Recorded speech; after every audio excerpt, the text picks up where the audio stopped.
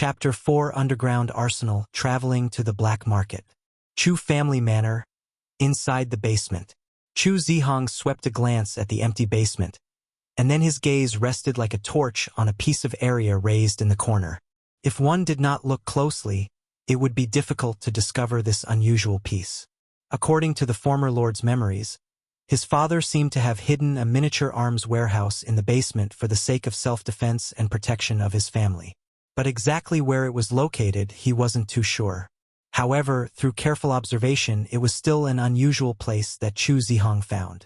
He immediately walked over and stretched out his hand to feel around the raised area in the corner and felt a looseness. Chu Zihong's expression shook. Found it. Then he pressed downward with force, and the subtle sound of a clicking organ activating rang out. Rumbling. The wall in the middle of the basement slowly pulled open to both sides, revealing a space the size of a cupboard. Inside that space were neatly arranged various types of weapons: automatic rifles, semi-automatic rifles, submachine guns, sniper rifles, pistols, and so on. Even Chu Zihong also saw on the lower shelf a neatly arranged box of grenades, as well as several boxes of regular-type bullets. This scale of weapons should all be the security company's weapons and ammunition. Unfortunately, it hadn't been used yet, and was already facing bankruptcy due to the failure of the predecessor's father's investment. These weapons also didn't have time to be useful. However, so many weapons and ammunitions were just enough for one to complete the task issued by the system. Chu Zihong picked up a relatively familiar silver-white pistol, and the detailed data of the pistol popped up in front of his eyes once again. Model Magnum Eagle. Type: hunting pistol. Capacity: 9 rounds. Range: 200 meters. Caliber: 9.1 millimeters. .357 AE. Manufacturer: Israel Military Industrial Corp. The Desert Eagle is often seen in movies, anime, and games. It is also one of the most familiar and favorite sidearms. Unfortunately, in actual combat it is not too good. In addition to the gun is heavy, is too powerful. So it generally acts as a collector's item, or is used when hunting. Basically collectors, as well as firearms enthusiasts' crazy chase object. On the actual battle is better to use Glock, Beretta, Colt, Ruger, and other listed countries' troops' pistols. Chu Zihong played with the Desert Eagle for a while, then put it back to its original position, and picked up a classic famous gun, AK-47. The gun had a simple structure, fierce firepower, good serviceability, few malfunctions, solid durability, and was very suitable for soldiers to fight in vehicles.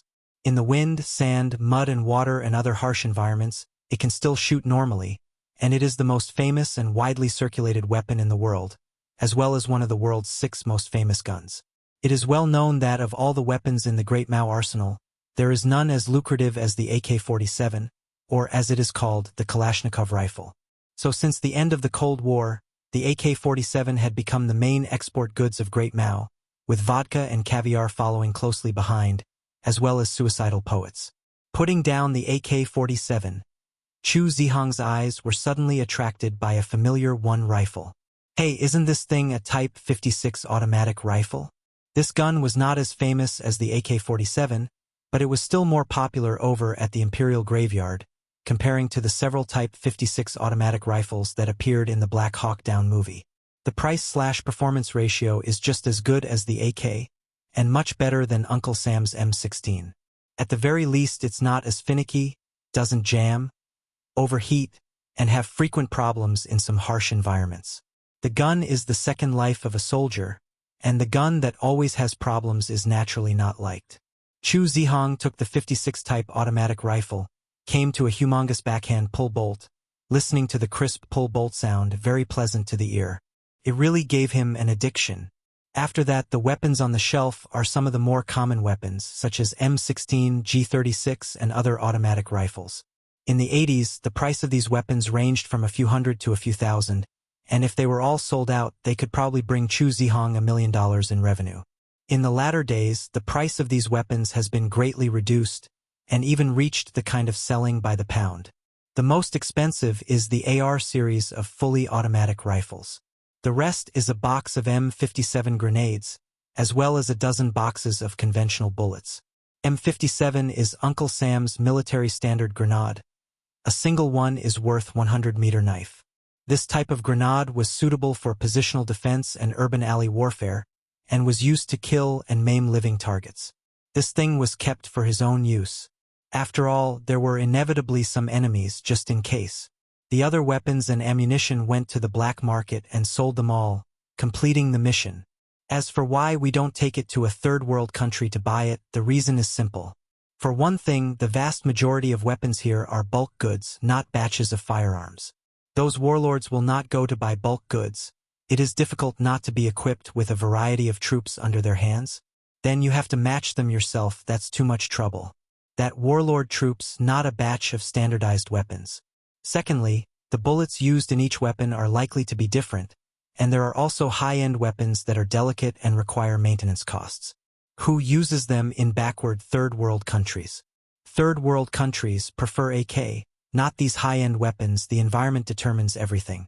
So Chu Zihong might as well take it out and sell it to get startup capital, not only to complete the task issued by the system, but also to obtain a special force. Then go to the second-hand dealers to buy a batch of AK. Then resell them and earn the difference in price. Now this period of time arms business is very profitable, the price is very expensive, the late 90s before the price is significantly reduced. Many people got rich in the 80s. Isn't that how the former dumpers operated? The profits were huge. Nightfall. The city of Tiago at night is more prosperous than during the day. The lights are red and the streets are filled with flamboyant and sexy women. Street women blatantly take to the streets to solicit business. In foreign countries, these are legal, even licensed. Just watch out for the HIV, they're a favorite of the blacks. Tiago, the black market. The city's largest underground market is located in an abandoned factory on the outskirts of the city. At the same time, it's also the city's biggest den of dirty sales. The police department turns a blind eye to everything that goes on here. The manager of the black market has a powerful background, and no one dares to interfere. No matter if you are a dragon or a tiger, you have to keep your tail between your legs. The cyberpunk-style black market was as lively and noisy as usual. The vendors set out a variety of stalls, guns and ammunition are everywhere. Other contraband is also everything, see people dazzled. Chu Zihong brought Victor, Chris, 2 NOCS members, and entered the black market in a very low profile. In order to come to the black market, he avoided the KKK's eye line that had been staring at the manor, and the process was quite tortuous. Coming to this kind of black market trading market for the first time, Chu Zihong was like a curious baby surveying the surroundings. It was more or less the same as the black market in his impression, with red lights and a cyberpunk flavor. The entire abandoned factory was transformed into 3 floors, mixed with fish and dragons, filled with all kinds of gray business. Generally, the arms of the black market were on the 3rd floor. Without saying anything, Chu Zihong went straight to the 3rd floor. Coming out of the elevator, he then saw countless various weapons, just like the night market stalls, all randomly placed on the stalls. Worthy of being a Sam's country with freedom of belief, it was truly a bright landscape. That's why the world's largest arms dealer is Sam State, deeply interpreted the face of being a bimbo and wanting to set up a house of cards to the fullest. If you want to fight the global illegal arms business, the first one to fight is Uncle Sam himself. After circling around on the 3rd level, Chu Zihong stopped in front of an arms stand, simply because this one was actually selling heavy weapons. A disassembled M2 heavy machine gun was so striking. Although Sam's country was flooded with guns, the control of heavy weapons was very strict. To dare to sell heavy weapons in the black market, one must have a not-so-small background. This gentleman, what kind of weapon do you need? We have everything here at a cost-effective price. It's worth getting. The stall owner was a white man. Large tattoos could be seen on his exposed arms or neck. At a glance, he was a big shot.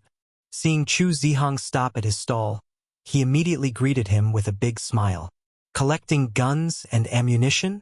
Chu Zihong opened his mouth. Eh? The stall owner was stunned, obviously not expecting that the other party was not buying guns and ammunitions, but selling weapons just like him.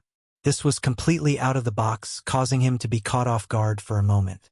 But at least he had been in the battlefield for a long time, after a slight freeze.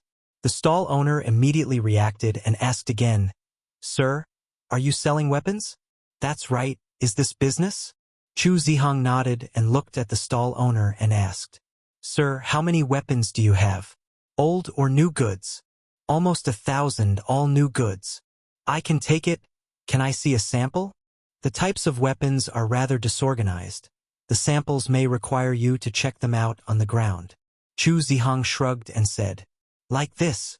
The stall owner frowned slightly, then spread his eyebrows and smiled. "Sir, do you want to leave an address? I will pay a visit tomorrow." "That's fine." Chu Zihong nodded and let Victor take out a business card and hand it over to the stall owner. The stall owner took the business card and glanced at it. Chairman of Hualong Security Company, Chu Zihong. Note: locally the company has a certain reputation, making it more convenient for the male owner to act than using the renamed umbrella company. His eyes flashed with a flash of realization. After agreeing on a time to meet tomorrow, Chu Zihong left the black market with Victor and the others. Translated with dpel.com. Free version.